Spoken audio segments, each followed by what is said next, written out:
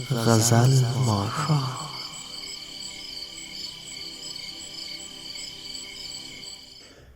په سر کړی مې لیلا د حریت شال دی، په سر کړی مې لیلا د حریت شال دی، دغه کوک پټکی زما د ویاړ مډال دی.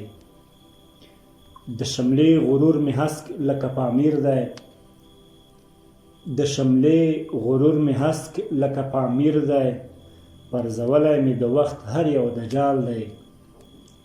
یو ډیر ښکلی بل ساتونکی د وطن دی، یو ډیر ښکلی بل ساتونکی د وطن دی، طالب جان د بختورو کلیوال دی. زمزمې کوم د غره په څوکه ناست یم، زمزمې کوم د غره په څوکه ناست یم، ازادي د پسرلی دی نوی کال دی. د درې درې وطن په سردرو کې، د درې درې وطن په سردرو کې، لکه غلوزه مې لګلی ماشوم خیال دی. دواړه شونډې مې پرې تورې تکې تورې، دواړه شونډې مې پرې تورې تکې تورې، له ګورګورو نه مې ډک د جیب دسمال دی. یا نصرت منګله شکر یې واجب دی، یا نصرت منګله شکر یې واجب دی، د حریت ژوند لوی انعام د ذوالجلال دی. د افغان ویاړ ادبي او فرهنګي ټولنې د ادبي خپرونو درنو لیدونکو، السلام علیکم ورحمت الله وبرکاتو. د ادبي خپرونو په لړ کې د غزل ماښام ادبي خپرونه در پیل شوه. په خپرونه کې زه عبدالرحیم فدا د خپل تخنیکي ملګري حمید الله حمیدي پر ملتیا ستاسو په چوپړ کې حاضر شوي یو. د شعر او ادب په دغه خوندوره خپرونه کې موږ همیشه شاعران ملګري میلمانه کوو، له هغوی سره د شخصي ژوند او ادب پر نړۍ کې غږیږو. نن بیا هم خوشبختانه په دې توانېدلي یو تر څو تاسو ته یو ښه شاعر پیدا کړو، د هغه سره د هغه په ژوند د هغه په شاعرۍ بحث ولرو. تر پایه راسره پاتې شئ او زموږ خپرونه وڅارئ. زموږ د نننۍ خپرونې میلمه ډېر قدرمن ملګری، د کابل پوهنتون د پښتو ادبیاتو ډېر قدرمن محصل او زموږ نږدې ملګری سیال نصرت منګل صاحب دی.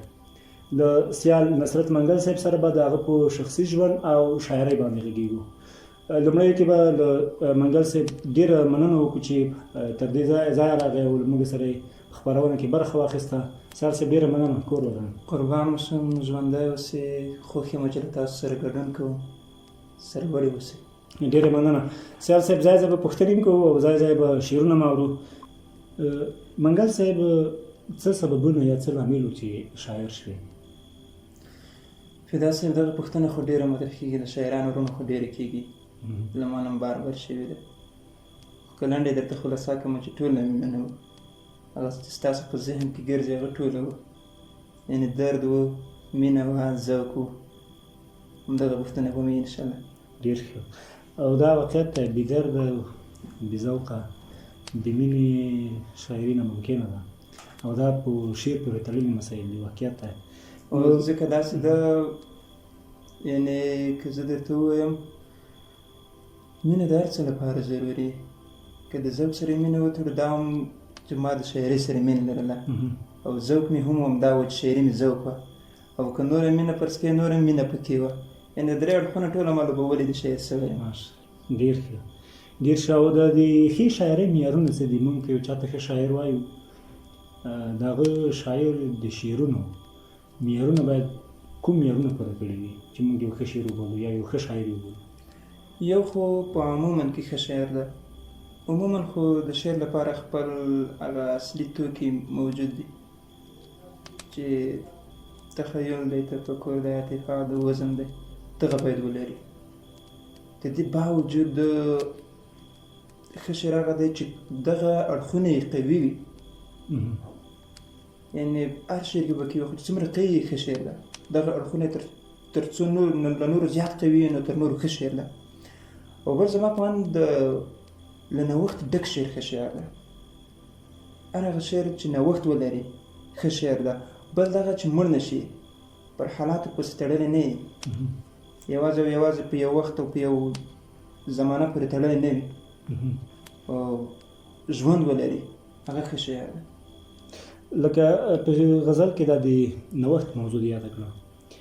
کله چې له حمزه بابا وراخه موږ د ادب نړۍ ګورو، هغلته شعر یو ډول چوکاټ اخیسته او کله چې حمزه بابا راځي شعر ته یو نوی نوښت ورکوي. د نوښت لامل دا دی چې شعر ذوقي کېږي، ذوقي شي او خوندور شي. چوکاټ لکه د غزل چوکاټ ډېر ښکلی کېږي.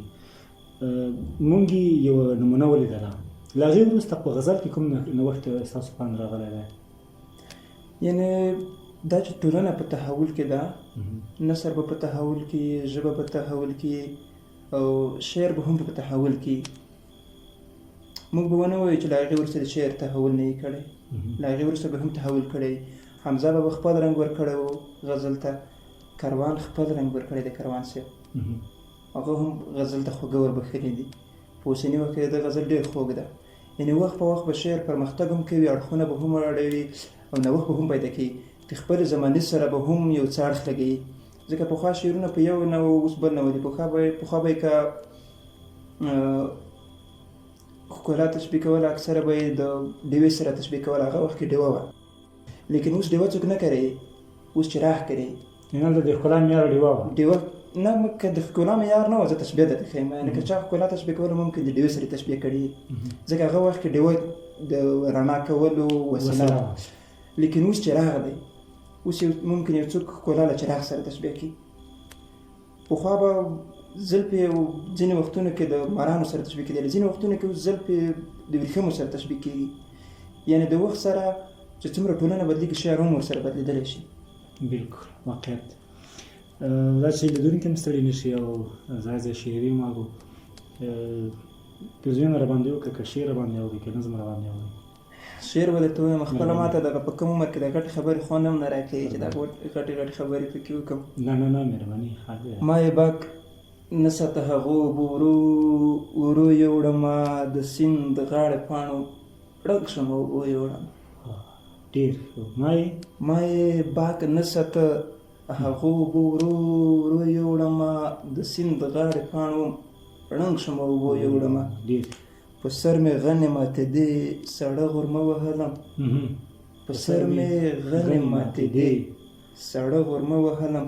ژوند څه په سخته لا تر مرګه په اوږو یوړم. زه له هندارې سره نه منم چې دا زه یم. زه له هندارې سره دا نه منم. زه له هندارې سره نه منم چې دا زه یم. غم یې همکار و، څومره کمه ورځ شپو یوړم. ډېر ښه، دا باید بیا ورو. ډېر ښه ده. زه له هندارې سره نه منم چې دا زه یم. غم یې همکار و، څومره کمه ورځ شپو یوړم. او سر مې له ډېرو ورسکونو سره وجنګېده.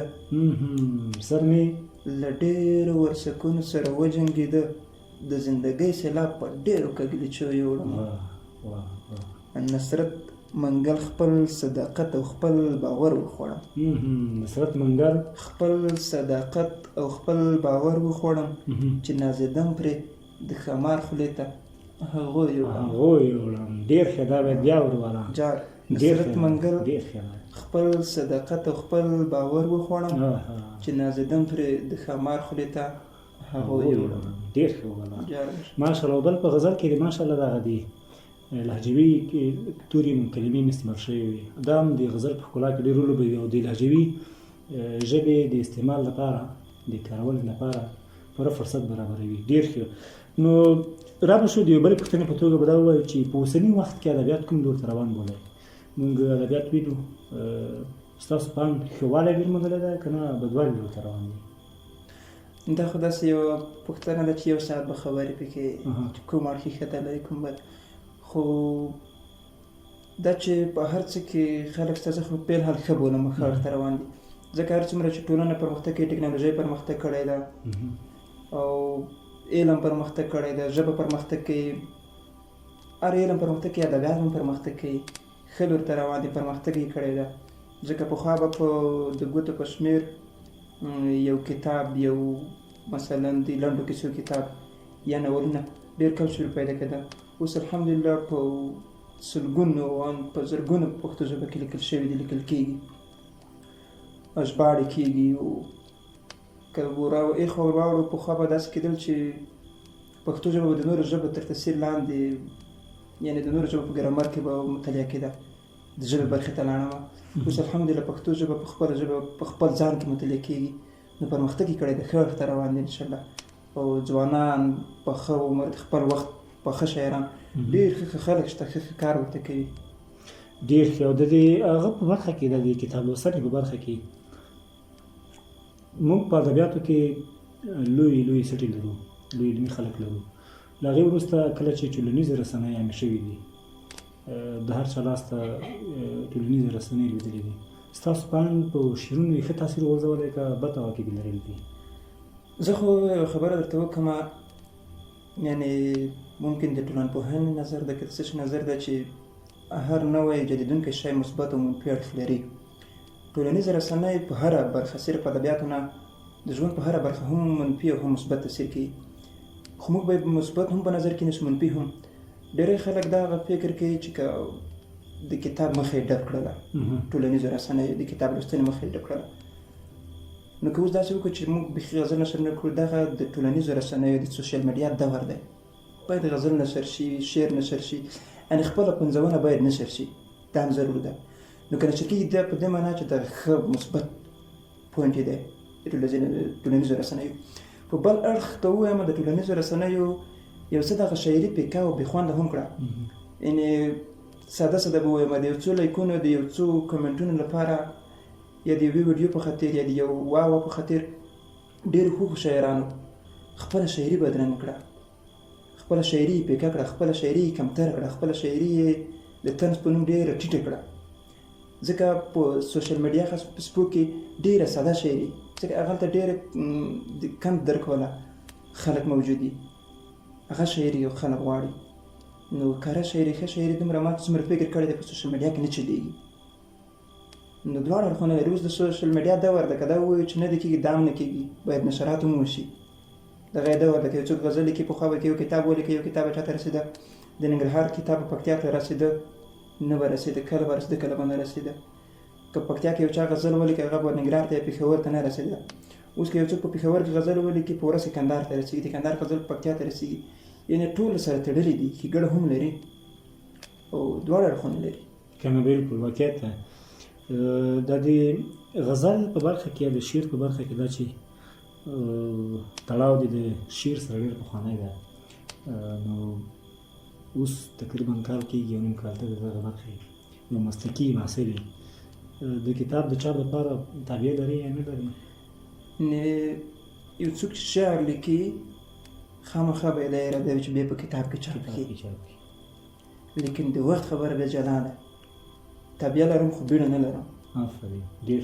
یعنې زه خپله پوهېږم، زه د خلکو په اند شاعر یم، خو تر اوسه پورې ما ته ځان شاعر نه ښکاري. زما شاعري د شاعرۍ معیار ته نه ده رسېدلې څومره زه ګورم.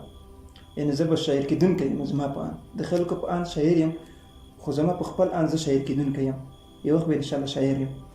تر څو چې زه په خپله شاعري مطمئن یم، دومره مې بیړه نشته کتاب ته، وخت شته چاپ یې کړم. دا ډېر یو ښه نظر ده، ځکه د کاروان صاحب خبره چې زه لومړني شعرونه اورم نو نه شم اورېدلی، د اورېدو تاب یې نه لرم. نو کومه څومره چې کومه برېده چې شعر پخېږي، وخت یې عمر پخېږي، نو د عمر د پخېدا سره شعر هم پخېږي. نو څومره چې شعر پوخ شي، چاپ شي، نو راتلونکي نسلونو ته هم ګټه کوي او د یو شاعر په توګه په خپل شعر افتخار کولی شي. نو بحث ډېر نه اوږدو، بیا راځو یو شعر اورو، ځکه ماشاءالله شعرونه د ډېر خواږه دي. لیدونکي تر ډېره موږ ته دا غوښتنه کوي موږ چې له مېلمنو ډېر شعرونه اورئ. خلک بدګمانه دي چې لیدلی ګریوان مه ګرځوه، زړه کې ساته خو په څنګ کې جانان مه ګرځوه. خلک بدګمانه دي چې لیدلی ګریوان مه ګرځوه، زړه کې ساته خو په څنګ کې جانان مه ګرځوه. لکه چینجی د ونې خوري د انځرون په ورو ورو. لکه چینجی د ونې خوري د اندرون په ورو ورو، تن زړوي زړه کې نیمګړی ارمان مه ګرځوه.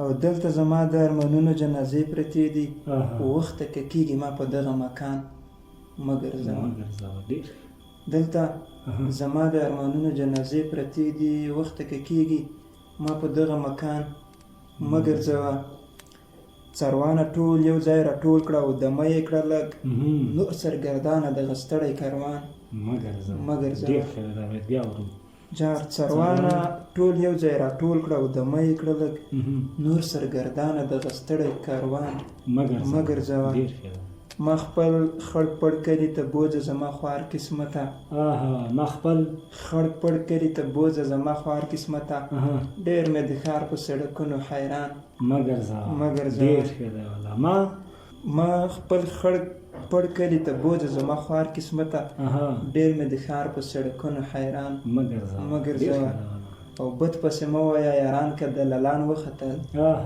بد پسې مه وایه یاران که دلالان وختل بد پسې مه وایه یاران که دلالان وختل قرار یې پرېږده د لستوڼي ماران مه ګرځوه ډېر ښه ده والله ډېر عشق عاشقي سړی وباسي له سیالۍ نصرته عشق عاشقي سړی وباسي له سیالۍ نصرته نه کموي دې کتابو کې ګلان ډېر ښه دا باید بیا ورو عشق ډېر ښه عشق عاشقي سړی وباسي له سیالۍ نصرته نه کموي دې کتابو کې ګلان مه ګرځوه ډېر ښه یو بل غزل هم اورو ډېر ښه والله ځان مې کوڼ کړی نه چې نه پوهېږم ښه پوهېږم په ښو بدو باندې ښه پوهېږم ډېر ځان مې کوڼ کړی نه چې نه پوهېږم ښه پوهېږم په ښو او بدو باندې ښه پوهېږم ستا سیاست منافقت او اخلاص ټول پېژنم هر څه د وینم په هر څه پوهېږم ښه پوهېږم ډېر ښه والله ستا سیاست منافقت او اخلاص ټول پېژنم هر څه د وینم په هر څه پوهېږم ښه پوهېږم او چا چې مات کړی بیا هغو ته ارزښت نه ورکوي زه مې په خپل لیوني زړه پوهېږم چا چې مات کړی بیا هغو ته ارزښت نه ورکوي زه مې په خپل لیوني زړه پوهېږم ښه پوهېږم او ما دې نهارې ورځې تېرې زه د عقل وږی ښه پېژانم او په ماړه پوهېږم ډېر ښه باید بیا ورو ما دې نهارې ورځې تېرې زه د عقل وږی ښه پېژانم او په ماړه پوهېږم ښه پوهېږم زه د ژوندیو جنازې په ژوندانه نه کوم زه د ژوندیو جنازې په ژوندانه نه کوم زه په ژوندي ویده او مړه پوهېږم ښه پوهېږم ته د نفرت غشو ته هم د محبت ډال نیسي ته د نفرت غشو ته هم د محبت ډال نیسي نصرت منګله په تا زه پوهېږم ښه پوهېږم ډېر ښه ده والله ډېر زبردست ډېر ښه خدای دې بس قلم همداسې تاند او روان لره منګل صاحب دا د نثر برخه به په پام کې ونیسو مونږ په منظومه برخه کې لکه تاسو وړاندې مې یاده کړه ډېر ښه کار شوی ده کېږي لا هم روان دی د نثر برخه لکه څه ډول چې مونږ کتابونو کې لوستي دي له ښو شاعرانو مو اورېدلي دي هغه ډول چې په نظم کې کار شوی دی په نثر کې نه ده شوی ولې نه ده شوی او څومره ضرور ده نو زه به یو څه خبرې درته وکړم اول خو دغه چې رښتیا سره همداسې ده ما دا خبره نه کوله ځکه زموږ تکړه لیکوالان به خفه شي چې اوس اخته دي خو لیکن د نثر برخه زموږ رښتیا کمزوري ده نظم ته که موږ راواخلو د موږ جهادي مبارزه کې شاعران عموما لیکوالان نو شاعران بیخي زیاتې لیکوالان بیخي کم ځکه د لیکوالۍ لپاره څه نه څه علم او زده کړه ضرور وي د شاعرۍ لپاره نه وي ضرور عموما زموږ ټولنه په تعلیمي لحاظ ټیټه ده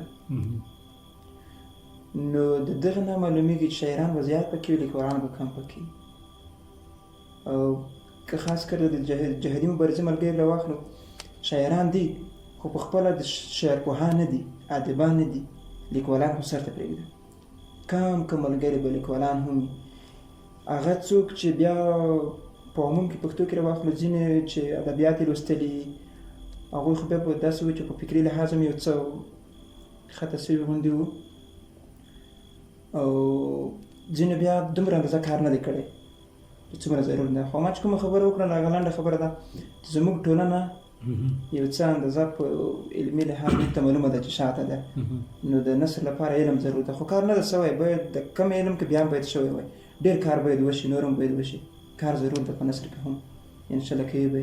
د دې ګل پاچا الفت د نثر د برخې یو ډېر ښه لیکوال و. له هغې وروسته ځینو کسانو هڅه وکړه تر ډېرې بریده ښه و، خو په هغه لیول کې نه و په کوم لیول کې چې باید موجود وای، ځکه نثر دا د ادبیاتو یوه بډایه او قوي برخه ده. باید په دغه برخه کې تر ممکنه بریده چې ممکنه وای دوی کار کړی وای او د دې لپاره فرصتونه ایجاد شوي وای. ستاسو په اند د امارت په چوکاټ کې د ادیبانو لپاره څومره فرصتونه ایجاد شوي دي یا د ایجادېدو په حال کې دي؟ لله الحمد بیخي زیات ځایونه جوړ شوي دي، بهیرونه جوړ شوي دي، ریاستونه جوړ شوي دي او مشاعرې روانې دي. یعنې د ادب لپاره امارت ډېر ښه کار شروع کړی ده، ډېر ښه کار روان کړی ده. دا یو ښه چانس ده. هغه څومره کار چې د اوس څو کلونو کې روان ده فکر نه کوم چې په پخوا ډېر وخت کې هم شوی د لنډو کلونو کې شوی دی. ډېر ښه کار روان ده د ادب لپاره، په هر اړخ کې روان ده. یوازې چې څوک راشي ځان ورته وقف کړي، نور خو امارت الحمدلله ښه کار ورته کړی. الحمدلله. او ولسي ادب په کوم ډول وینئ؟ مثلا د ولسي ادب هم د ادبیاتو یوه بډایه برخه ده، موږ یې لنډۍ یادولی شو، سروک یادولی شو. د راټولولو برخه کې موږ څومره بریالي او څومره ناکام یو، ځکه دا یوه غني برخه ده. نو که څه درته ووایم ولسي ادبیات بدبختانه ډېر څه زموږ مړه شوه د چا په سینه کې چې ول هغوی سره لاړه. یو خو وخت بدل شو، ځکه هغه سینه په سینه خبره اوس یو څه له منځه تللې ده. پخوا به په حجرو کې په مجلسو کې کیسې کېدې، بدلې به ویل کېدې، لنډۍ به ویل کېدې. اوس په مجلسو کې په حجرو کې په محفلونو کې موبایل ده، ټلویزیون ده او دغه شیان شول. د سینه په سینه د تګ مخه ډب شوه. یعنې که دغه یو څه وخت دغه ولسي ادبیات ونه لیکل شي، راټول نه شي، یعنې راتلونکي نسل که موږ ډېره پوښتنه ترې وکړو، مثلا د موږ عمر نه پوک خلک وګورو، پورته خلک وګورو، هغوی کې اکثرو سره په ذهن او په سینه کې ډېر څه ورسره وي. متلونه ورسره دي، لنډۍ ورسره دي، بدلې ورسره دي، ان ولسي شعرونه ورسره دي، کیسې ورسره دي، ډېر شیان ورسره دي. خو که د موږ اوسنی مشروم نسل وګورو، فکر نه کوم چې د هغوی په ذهن کې د ولسي ادبیات موجود دي. نو ډېر سخته توګه د ولسي ادبیات د مرګ او د ورکې سره مخ دي. یعنې باید خامخا ولیکل شي. که پخوا به نه لیکل کېدل، ان په زرګونه کاله یې سینه په سینه مزل کړی و. خو اوس حالات داسې شوله چې اوس د سینه په سینه د مزل وخت نه دی. اوس هغه محفلونه، هغه حجرې، هغه بنډرونه د هغوی رنګ اوښتی ده. نو دغه د ولسي ادب د مرګ ډېر مهم ګزار دی په ولسي ادب باندې. د مرګ همدا دلیل همدغه ده. بشک. منګل صاحب یو څو شعرونه بیا اورو؟ نور هم اورو. ختما یې اورو. دا به انشاءالله زموږ وروستي شعرونه وي، بیا به د خدای پاماني کوو. زه بس یم بل خفګان نه خبروم، بیا راته زړه خوري جانان نه خبروم، چې خپل باور مې سلامت پاتې شي له خپلو سختو یاران نه خبروم. چې خپل باور مې سلامت پاتې شي له خپلو سختو یاران نه خبروم. پوهېږم مګر له خپل ځان شرمېږم، په بې ننګۍ دی چې ځان نه خبروم. ډېر ښه. پوهېږم مګر له خپل ځان شرمېږم، په بې ننګۍ دی چې ځان نه خبروم.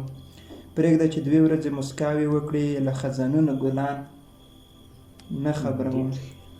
ته خفه نه شې زه له سترو کیسو، ستا غوندې ډېر ماشومان نه خبروم. ډېر ښه. ته خفه نه شې جار، ته خفه نه شې زه له سترو کیسو، ستا غوندې ډېر ماشومان نه خبروم. په خپل نسکور تن کې مې جشن جوړ دی، په خپل نسکور تن کې مې جشن جوړ دی ځان له مړه شوي ارمان نه خبروم نه خبروم ډېر ښه ډېرې کیسې شعر کې پټ ږدمه نصرت منګل هر انسان نه خبروم نه خبروم ډېر ښه دی ډېر ښه یو بله نورو بخته پخلا به شي خو ډېر ناوخته تیارې رڼا به شي خو ډېر نه وخت خو ډېر ناوخته هو وخت به راشي مګر وخت به تېر وي وخت زما به شي خو ډېر ناوخته ډېر ناوخته ډېر ښه زما د هیله امیدو سپرلیه پوهېږم را به شي خو ډېر ناوخته ډېر ناوخته ډېر ښه ده زما د هیله امیدو سپرلیه پوهېږم را به شي خو ډېر ناوخته دا چې د زړه منې زما نه منې پښیمان په دا به شي خو ډېر ناوخته خو ډېر ډېر ناوخته ښه ډېر ښه دا چې د زړه منې زما نه منې پښیمان په دا به شي خو ډېر ناوخته ویښه ویده راویښ به شي خو مرګ ته ویښه ویده راویښ به شي خو مرګ ته له ځان اګا به شي خو ډېر ناوخته ځواني به وخورې د نصرت منګل نه درد دوا به شي خو ډېر ناوخته ډېر جار مشه ډېر منګل صاحب یقینا ډېر خوږ بحث او خواږه شعرونه مو اورېدل کاش زموږ د خپرونې ظرفیت دومره وای چې مونږ کولی شوی نور هم بحث ترسره کړی وای ځکه له دا ډول علمي ملګرو سره بحث کول دا زموږ دپاره او د لیدونکو دپاره د علمي پانګې په زیاتونه کې بارز رول لوبوي خو په هر صورت بیا هم ډېره مننه کور ودان چې زموږ بلنه مو منله او راغلی مننه کور ودان آباد اوسي ژوندی اوسې په داسې به ممکن یو وخت زه به د خپلو خبرو او خپلو شعرونو پسې وخندم خو دا د ملګرو د مینې لپاره د ملګرو د